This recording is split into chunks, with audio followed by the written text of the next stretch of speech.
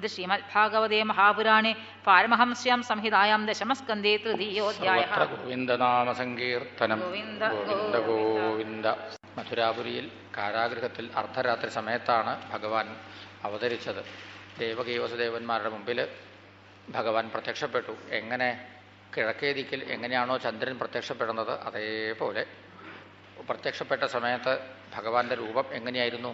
മിന്നും പൊന്നിൻ കിരീടം, തരിവളകടകം, കാഞ്ചിപൂഞ്ചേലമാലാധന്യശ്രീ വത്സസൽക്കൗസ്തുഭമിടകലരും ചാരുദോരന്തരാളം ശംഖം ചക്രം ഗദാപങ്കജം ഇവ വിലസും 4 തൃക്കൈകളോടും സങ്കീർണശ്യാമവർണം ഹരിവപുരമലം പൂരയേൽ മംഗളംബ. 4 കയ്യ്, ശംഖചക്ര ഗദാപത്മങ്ങൾ, അങ്ങനെയുള്ള ദിവ്യമായ ആ വൈഷ്ണവരൂപം അച്ഛനും അമ്മയ്ക്കും ഭഗവാൻ കാട്ടിക്കൊടുത്തു. ദേവകീ വസുദേവന്മാർ കുറച്ചു നേരം ഭഗവാന്റെ കേശാദിപാദം പാദാദികേശം ഇങ്ങനെ നോക്കിക്കൊണ്ടേ നിന്നു. നോക്കിയിട്ടും അവർക്ക് അത് മതിയാവണില്ല. കുറച്ചു നേരം കഴിഞ്ഞു വസുദേവൻ ഭഗവാനെ സ്തുതിക്കാൻ തുടങ്ങി. വിദിതോസി എന്ന് പറഞ്ഞാണ് സ്തുതിക്കാൻ തുടങ്ങിയത്. അവിടുന്ന് ആരാണെന്ന് എനിക്ക് മനസ്സിലായി എന്ന് പറഞ്ഞുകൊണ്ട് വസുദേവൻ സ്തുതി നിർത്തിയപ്പോൾ ദേവകിയും സ്തുതിക്കാൻ തുടങ്ങി. ഈ വിശ്വം മുഴുവനും അവിടുത്തെ ഉദരത്തിൽ, അവിടുന്ന് കുറച്ചു കാലം ഈ ഉദരത്തിലും വർത്തിച്ചുല്ലോ. ഇനിയിപ്പോൾ ഉപസംഹര വിശ്വാത്മൻ ഈ രൂപത്തിൽ ഇവിടെ എങ്ങനെ നിന്നാലേ എന്തൊക്കെയാണ് ഉണ്ടാവാൻ പോണതെന്ന് അറിഞ്ഞുകൂടാ. നോക്കണേ, അവരുടെ ആ ഭയം. ഈശ്വരനാണ് മുമ്പിൽ നിൽക്കുന്നത്, എന്നിട്ടും അവർക്ക് കംസനെ ഓർക്കുമ്പോൾ വല്ലാത്ത ഭയം. ദേവകി പ്രാർത്ഥിക്കുകയും കൂടി ചെയ്തു. ഉപസംഹര വിശ്വാത്മൻ അതോ രൂപം അലൗകികം, ഈ അലൗകികമായുടെ രൂപം അവിടുന്ന് ഉപസംഹരിക്കണേ എന്ന്. രണ്ടുപേരും വല്ലാതെ പേടിച്ചിരിക്കുന്നു. രണ്ടുപേരോടുമായിട്ട് ഭഗവാൻ പറഞ്ഞു, ഇതേ നിങ്ങൾ 3ാമത്തെ പ്രാവശ്യമാണ് എന്നെ പുത്രനായിട്ട് സമ്പാദിക്കുന്നത്. പണ്ട് നിങ്ങൾ സുതപസ്സും പ്രശ്നിയുമായിരുന്നു. അനവധി കാലം മഞ്ഞും വെയിലും മഴയും കൊണ്ട് നിങ്ങൾ തപസ് ചെയ്തു. ഞാൻ നിങ്ങളുടെ മുമ്പിൽ വന്നു. എന്താ വേണ്ടതെന്ന് ചോദിച്ചപ്പോൾ നിങ്ങൾ എന്താ എന്നോട് പറഞ്ഞത്? ഞാൻ നിങ്ങളുടെ പുത്രനായിട്ട് വരണം എന്ന് പറഞ്ഞു. ഞാൻ നിങ്ങളുടെ പുത്രനായിട്ട് വന്നു, പ്രശ്നിഗർഭൻ എന്ന പേരിൽ. നിങ്ങൾ എന്നെ പുത്രനായി മാത്രമേ വിചാരിക്കേണ്ടായുള്ളൂ. നിങ്ങൾ വീണ്ടും ജനിച്ചു അതിഥിയും കശ്യപനുമായിട്ട്. ഞാൻ വീണ്ടും വന്നു നിങ്ങളുടെ പുത്രനായിട്ട് വാമനൻ എന്ന പേരിൽ. അന്നും നിങ്ങൾ എന്നെ പുത്രനായി മാത്രം കരുതി. ഇനി നിങ്ങളൊരു കാര്യം ചെയ്യണം, എന്നെ പുത്രനായിട്ട് കരുതിക്കോളൂ, പക്ഷേ ഞാൻ ഈശ്വരനാണെന്നുള്ള കാര്യം നിങ്ങളെല്ലാ സമയത്തും ഓർക്കണം. ആ നിലയ്ക്ക് നിങ്ങളെന്നെ ആരാധിക്കണം. അത് ചെയ്താൽ യാസ്യേഥേ മൽഗതിം പരാ, ഇനി നിങ്ങൾക്കിനി ജനിക്കേണ്ടതായിട്ട് വരില്ല. ഇത്രയും പറഞ്ഞു എന്ന് മാത്രമല്ല, ഭഗവാൻ ഒരു കൊച്ചു കുട്ടിയായിട്ട് അവിടെ കിടക്കുകയും ചെയ്തു. ദേവകി തൻ്റെ മകനെ അങ്ങോട്ട് എടുത്തു, മാറോടങ്ങോട്ട് ചേർത്ത് പിടിച്ചു. അപ്പോഴേക്കും മുലപ്പാൽ അങ്ങോട്ട് ഒഴുകി തുടങ്ങി. ആദ്യമായിട്ടാണ് ഈ അമ്മയ്ക്ക് മരണമില്ലാത്ത മകന് മുലപ്പാൽ കൊടുക്കാൻ ഭാഗ്യം സിദ്ധിച്ചിട്ടുള്ളത്. കുറച്ചു നേരം ദേവകി ഇങ്ങനെ മകന് മുലപ്പാലും കൊടുത്തുകൊണ്ട് മകനെ എടുത്തുകൊണ്ട് ഇങ്ങനെ ഇരുന്നു. അപ്പോഴേക്കുണ്ട് വസുദേവൻ്റെ ഉള്ളിൽ ആരോ ഒരാളിങ്ങനെ സംസാരിക്കണത് പോലെ, ഇവിടുന്ന് കൊണ്ടുപോകണം എന്ന്. വസുദേവൻ സാവധാനത്തിന് ഇങ്ങോട്ട് മേടിച്ചു ദേവകിയുടെ കയ്യിൽ നിന്ന്. അപ്പോഴേക്കും എങ്ങനെയാണെന്നൊന്നും അറിഞ്ഞുകൂടാ, കാലുമ്പലുണ്ടായിരുന്ന ചങ്ങല അങ്ങോട്ട് അഴിഞ്ഞു. പോരാ, ആ ജയിൽമുറിയുടെ വാതിൽ അങ്ങോട്ട് തുറന്നു. വസുദേവൻ മകനെ എടുത്തുകൊണ്ട് പുറത്തേക്ക് ഇറങ്ങി. അപ്പണ്ട് അനവധി കാവൽക്കാരുണ്ട് അവിടെ. ചിലർ ഇരുന്നുറങ്ങണു, ചിലർ കിടന്നുറങ്ങണു.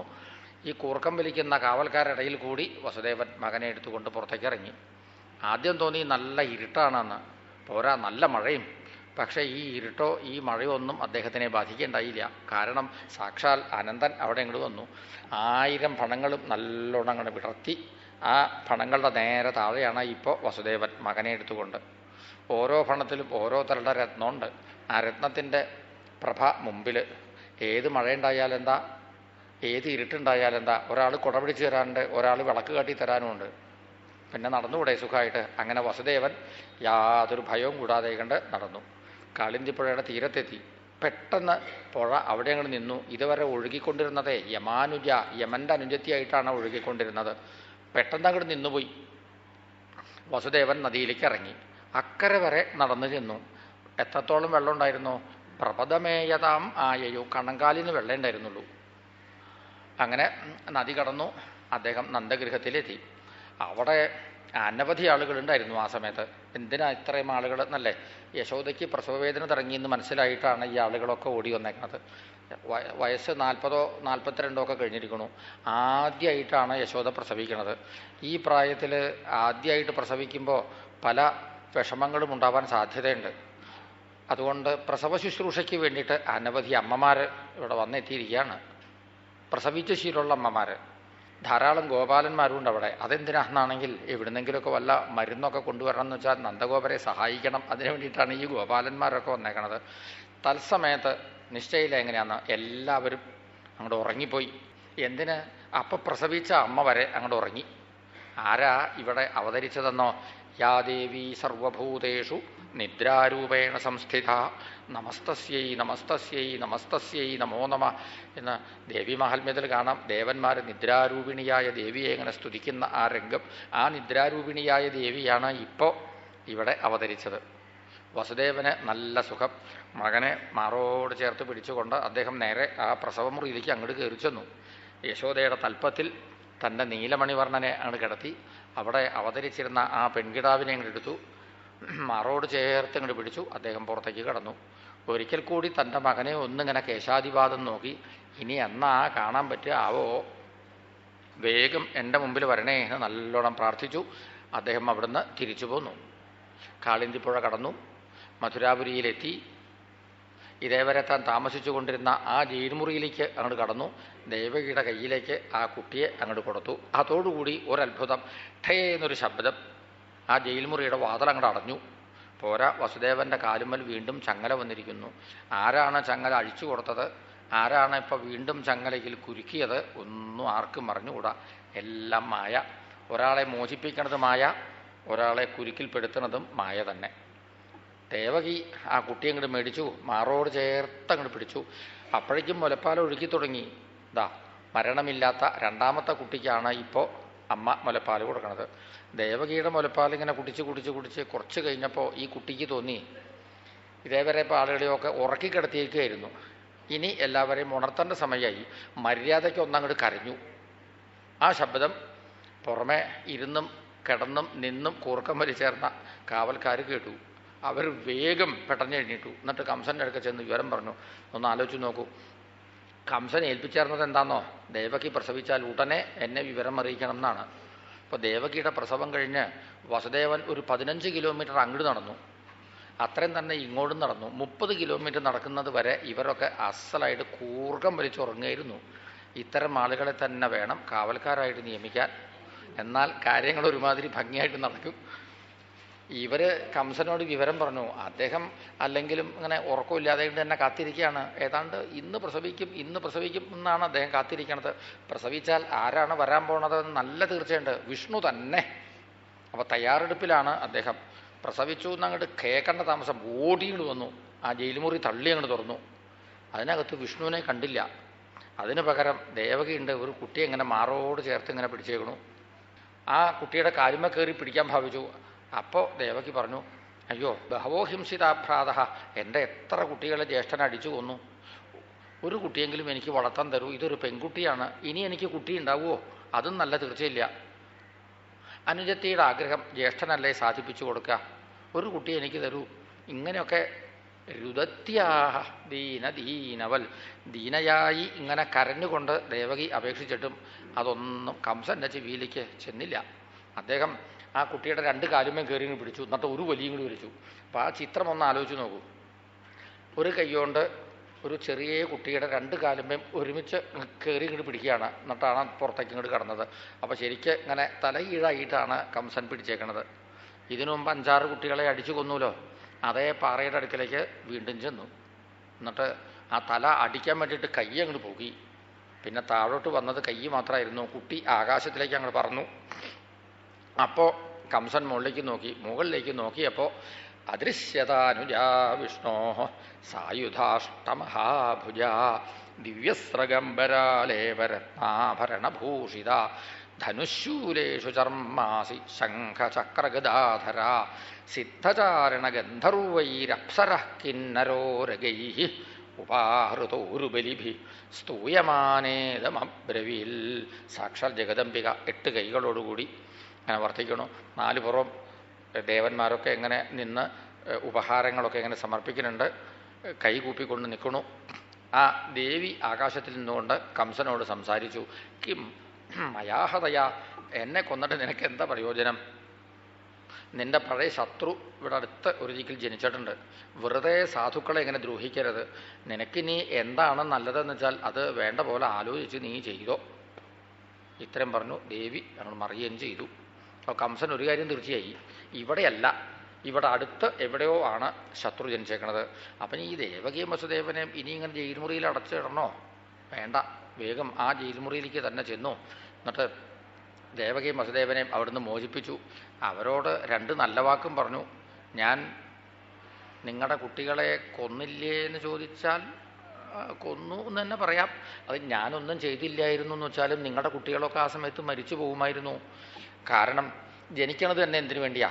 കർമ്മം ചെയ്യാൻ വേണ്ടിയിട്ടാണ്. കർമ്മം കഴിഞ്ഞാൽ അപ്പം മരിക്കും. കർമ്മം കഴിഞ്ഞിട്ടേ മരിക്കുകയുള്ളൂ. അപ്പം ഞാനൊന്നും ചെയ്തില്ലായിരുന്നു എന്ന് വെച്ചാലും നിങ്ങളുടെ കുട്ടികളൊക്കെ ആ സമയത്ത് മരിച്ചു പോകുമായിരുന്നു. നിങ്ങളുടെ കുട്ടികളുടെ കർമ്മം വേഗം കഴിഞ്ഞു എന്നങ്ങോട്ട് വിചാരിച്ചാൽ മതി. പിന്നെ ഞാൻ എന്തിനാണ് ഇങ്ങനെയൊക്കെ ചെയ്തതെന്നല്ലേ? അതിപ്പോൾ ഈ മനുഷ്യർ നുണ പറയാറുണ്ട്, എനിക്ക് മുമ്പ് തന്നെ അറിയാം. ഈ ദേവന്മാർ നുണ പറയാൻ തുടങ്ങിയെന്ന് ഇപ്പോഴാണ് ഞാൻ മനസ്സിലാക്കിയത്. അവർ പറഞ്ഞ ഓരോ വാക്കിനെ വിശ്വസിച്ചുകൊണ്ട് ഞാൻ ചിലതൊക്കെ അങ്ങോട്ട് ചെയ്തു എന്ന് മാത്രമേ ഉള്ളൂ. ഇനിയിപ്പോൾ അതൊക്കെ പറഞ്ഞിട്ട് എന്താ കാര്യം? കഴിഞ്ഞതൊക്കെ കഴിഞ്ഞു. പണ്ട് നമ്മൾ എത്ര സ്നേഹത്തോടെയാണ് കഴിഞ്ഞുകൂടിയിരുന്നത്, അതുപോലെ സ്നേഹത്തോടു കൂടിയിട്ട് വേണം ഇവിടുന്ന് അങ്ങോട്ടും കഴിയാൻ എന്നാണ് എൻ്റെ ആഗ്രഹം. അതുകൊണ്ട് ദേവകി വസുദേവൻ, ഞാൻ എന്തെങ്കിലും തെറ്റ് ചെയ്തിട്ടുണ്ടെങ്കിൽ അത് പൊറുക്കുക. സജ്ജനങ്ങളൊക്കെ അങ്ങനെയാണ്. മറ്റുള്ളവർ ഇങ്ങോട്ട് വല്ല തെറ്റും ചെയ്താൽ അത് പൊറുക്കും. നിങ്ങളൊക്കെ സജ്ജനങ്ങളാണല്ലോ. അല്ലെങ്കിലും ജ്യേഷ്ഠൻ എന്തെങ്കിലും തെറ്റ് ചെയ്താൽ അത് പൊറുക്കേണ്ടവളല്ലേ അനുജത്തി? ക്ഷമത്വം മമദൗരാത്മ്യം. പൊറുക്കൂ, ഒന്ന് ക്ഷമിച്ചു എന്ന് പറയൂ, എന്നാലേ എനിക്ക് സമാധാനമുള്ളൂ. ഇങ്ങനെയൊക്കെ കംസൻ സ്വന്തം അനുജത്തിയുടെ മുമ്പിൽ പറഞ്ഞു എന്ന് മാത്രമല്ല, സാഷ്ടാംഗം വീണങ്ങ് നമസ്കരിച്ചു. ഇപ്പം എന്താ കംസന് ഈ സൽബുദ്ധി തോന്നാൻ കാരണം? ഇപ്പം ഈ പറഞ്ഞതൊക്കെ ശരിയാട്ടോ. ജനിക്കണത് കർമ്മം ചെയ്യാൻ വേണ്ടിയാണ്, കർമ്മം കഴിഞ്ഞാൽ അപ്പം മരിക്കും, ഈ പറഞ്ഞതൊക്കെ ശരിയാണ്. ഇപ്പം ഈ സൽബുദ്ധി തോന്നാൻ എന്താ കാരണം? മറ്റൊന്നുമല്ല, ദേവിയുടെ പാദം കുറച്ചു നേരം കൈകൊണ്ട് ഇങ്ങനെ പിടിച്ചു, അത് തന്നെ കാരണം. പിന്നെയും അദ്ദേഹം മനസ്സുകൊണ്ട് ആ പാദം സ്മരിച്ചാൽ മതിയായിരുന്നു എന്ന സൽബുദ്ധി നിലനിൽക്കുമായിരുന്നു. അതിനു പകരം അദ്ദേഹം ചെയ്തതെന്താണെന്നോ? മന്ത്രിമാരെ വിളിച്ചുകൂടി. മന്ത്രിമാരായിരിക്കുക പ്രലംബ ബഗ ചാണൂര് തൃണാവർത്ത മഹാശനൈഹി മുഷ്ടിക അരിഷ്ട ദ്വിവിധ, ഈ അസുരന്മാര് രാക്ഷസന്മാർ ഇവരൊക്കെയാണ് മന്ത്രിമാർ. മന്ത്രിസഭാ യോഗം ചേർന്നു. കംസൻ പ്രമേയം അവതരിപ്പിച്ചു. ആകാശത്തിൽ വെച്ചൊരു സ്ത്രീ പറഞ്ഞു, തൻ്റെ ശത്രു ഇവിടെ എവിടെയോ ഒരു ദിക്കിൽ ജനിച്ചിട്ടുണ്ട് എന്ന്. ആകാശത്തിൽ നിന്നുകൊണ്ടൊരു സ്ത്രീ പറയേ, സ്വപ്നം കണ്ടത് പറ്റിയാവും. സ്വപ്നം ആവണമെന്നില്ല, ചിലപ്പോൾ അത് യഥാർത്ഥമാണെന്ന് വരാം. അതൊക്കെ ഈ ദേവന്മാരുടെ മായയാണ്. ദേവന്മാർക്ക് നമ്മളോട് നേരിട്ട് യുദ്ധം ചെയ്യാൻ ധൈര്യം പോരാ. യുദ്ധം തുടങ്ങുമ്പോഴേക്കും തോറ്റു എന്ന് പറഞ്ഞു വിടും. അങ്ങനെയാണ് അവരുടെ സ്വഭാവം. എന്നിട്ട് അങ്ങേ പേടിപ്പിക്കാൻ വേണ്ടിയിട്ട് ഓരോരോ മായകളും സൂത്രങ്ങളും കാട്ടുക അവർ. എന്ന് വെച്ച് ഈ ശത്രുവിനെ ചെറുതായി കാണണം എന്ന അഭിപ്രായം ഞങ്ങൾക്കില്ല കേട്ടോ. ശത്രുവിനെയും രോഗത്തിനെയും വെറുതെ വിടരുതെന്ന് തന്നെയാണ് ഞങ്ങളുടെ അഭിപ്രായം. രോഗം വന്നാൽ അപ്പം ചികിത്സ ചെയ്യണം. ശത്രു ജനിച്ചാൽ ഉടനെ നശിപ്പിക്കണം. ഇല്ലെങ്കിൽ രണ്ടും ഒരുപോലെയാണ്, നിന്ന് വലുതാവും. അതിനിട കൊടുക്കണ്ട. പിന്നെ അങ്ങിങ്ങനെ പേടിക്കണമെന്ന് മാത്രമേ ഉള്ളൂ കേട്ടോ. ഞങ്ങൾക്ക് ഇവന്മാരെയൊന്നും വലിയ പേടിയൊന്നുമില്ല. ഇവരുടെ ഓരോരോ നേതാക്കന്മാർ, ബ്രഹ്മാവ് എന്ന് പറഞ്ഞ ഒരാളുണ്ട് ഇവരുടെ ഇടയിൽ, 4 തലയുണ്ട് അയാൾക്ക്. എല്ലാ സമയത്തും തപസ്യത, എപ്പോഴും ഒരു തപസ് ചെയ്യലാത്രേ അയാൾക്ക്. പിന്നെ വേറൊരാളുണ്ട് ശിവൻ, അയാളെവിടെയാണ് താമസം തന്നെ? അതോ ശംഭുനാവ വനൗകസ, അയാൾ ചുടലയിടോ അവിടെ ഇങ്ങോട്ടാണ് താമസം എന്നാണ് കേട്ടേക്കുന്നത്. അങ്ങ് വെറുതെ പരിഭ്രമിക്കേണ്ട യാതൊരു കാര്യമില്ല. ഇപ്പം ഈയിടെയല്ലേ അങ്ങയുടെ ശത്രു ജനിച്ചു എന്ന് പറയണത്? ഒരു കാര്യം ചെയ്യാം, ഈയിടെ ഉണ്ടായ കുട്ടികളെ മുഴുവനും അങ്ങോട്ട് കൊല്ലാം. കൂട്ടത്തിൽ അങ്ങയുടെ ശത്രു ചത്തുപോകാണ്ടിരിക്കുമോ? അതല്ലേ നല്ലത്? എല്ലാവരും ചർച്ച ചെയ്തു, അത് ഇനിയാണ് നല്ലത്. എല്ലാവരും കൂടി തീർച്ചപ്പെടുത്തി ഈയിടെ ഉണ്ടായ കുട്ടികളെ മുഴുവനും കൊല്ലുക. അപ്പം ഇനി കുട്ടികളെ കൊല്ലാൻ ആർക്കാണ് സാമർഥ്യം എന്നായി അടുത്ത ആലോചന. നല്ല പ്രതിഫലമുണ്ട് ഓരോ കുട്ടിയെ കൊന്നു കഴിഞ്ഞാൽ. അപ്പോൾ ഓരോരുത്തർ പറഞ്ഞു ഞാനാവാം എന്നൊക്കെ പറഞ്ഞു. അത്രയായപ്പോൾ ആ മന്ത്രിസഭയിൽ ഒരു വനിതാ മന്ത്രി ഉണ്ടായിരുന്നു, പൂതന എന്ന അവൾക്ക് പേര്. അവൾ പറഞ്ഞു, പുരുഷന്മാർക്ക് മാത്രം കൊടുത്താൽ പോരാ, സ്ത്രീകൾക്കും വേണം ചില അധികാരങ്ങളും അവകാശങ്ങളും ഒക്കെ. എന്നായി അവൾ എന്നാ ഒടുക്കം പൂതനയുടെ അധ്യക്ഷതയിലായിക്കോട്ടെ എന്ന് കംസനും പൂതനയുടെ അധ്യക്ഷതയിൽ പുതുതായിട്ടൊരു സമിതിയൊക്കെ രൂപീകരിച്ചു. ബാലമാരണ സമിതി എന്ന് അതിന് പേര്. കുട്ടികളെ കൊല്ലുക എന്നതാണ് ഇതിൻ്റെ ഉദ്ദേശ ലക്ഷ്യങ്ങൾ. അപ്പോൾ ഓരോരുത്തരെ ഓരോ തെരുവിലേക്ക് നീങ്ങണം, ഓരോരോ വീടുകളിൽ ചെന്ന് ഓരോ കുട്ടികളെയൊക്കെ കൊല്ലണം. ഇപ്പോൾ അതാത് ദിവസം അധ്യക്ഷയുടെ കയ്യിൽ പേരും നമ്പറും ഒക്കെ കൊടുക്കണം. ഏത് തെരുവിലേക്കാണ് പോയത്, ഏത് വീട്ടിലാണ് ചെന്നത്. അതായത് ഇപ്പോഴത്തെ പരിഷ്കരിച്ച ഭാഷയിൽ പറയുകയാണെങ്കിൽ വാർഡ് നമ്പർ, വീട്ടു നമ്പർ, അച്ഛൻ്റെ പേര്, അമ്മയുടെ പേര്, തൊഴിൽ, ഇത് ഈ സകല വിവരങ്ങളും അധ്യക്ഷയുടെ കയ്യിൽ കൊടുക്കണം എന്നുള്ള വ്യവസ്ഥയോടുകൂടി അസുരന്മാർ മധുരാപുരിയിൽ കുട്ടികളെ കൊന്നുകൊണ്ട് അങ്ങനെ സഞ്ചരിച്ചു. അത് മധുരയിലെ കഥ. മറുവശത്ത് ഗോകുലത്തിലെ കഥയോ, അവിടെ ഇപ്പോൾ ഒരു ഉത്സവത്തിൻ്റെ കൊടിയേറ്റ് കഴിഞ്ഞു എന്നങ്ങ് സങ്കല്പിച്ചാൽ മതി. കൊടിയേറ്റ് കഴിഞ്ഞാൽ പിന്നെ ഉത്സവകാലമാണ്.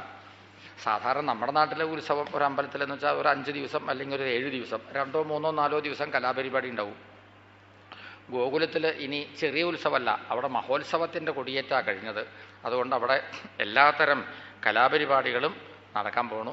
നമുക്ക് നാളെ പ്രഭാതത്തിൽ ആ കലാപരിപാടി നടക്കുന്ന രംഗത്തിലേക്കൊക്കെ ചെല്ലാം, അവിടുത്തെ കലകളൊക്കെ കാണാം.